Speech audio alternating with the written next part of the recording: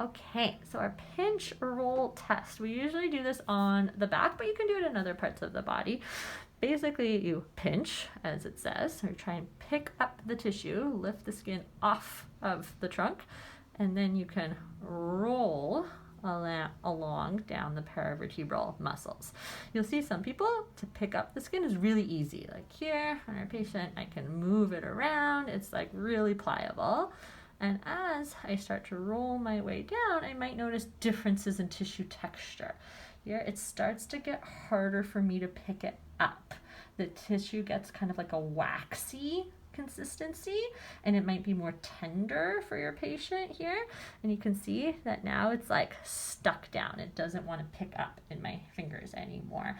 This is indicative of just like poor localized cellular metabolic function in that area, maybe not so good perfusion in through here, maybe a localized neurogenic inflammation in that area where the nerves that live there are secreting their own inflammatory mediators. It creates these adhesions in the tissues. Oftentimes too, when you're doing stuff, whether it's any like soft tissue work or cupping or whatever, you'll notice that a particular area gets more red. There's an increased hyperemia there.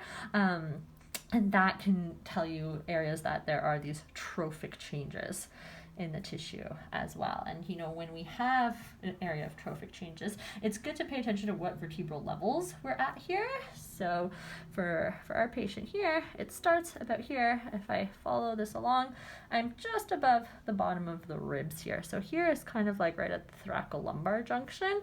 We know that some of the nerves that come out of this area are the ones that feed into the abdominal wall and the anterior hip.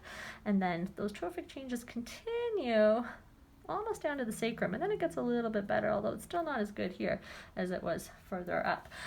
So then you can look at which structures these particular nerves will innervate, whether it's something in a limb or in the thoracic spine, something in through a body part. Oftentimes in transition areas like the junction between the thoracic and the lumbar, or the thoracic and the cervical spine, you'll find more of those trophic changes just because mechanically it's more of a high traffic area.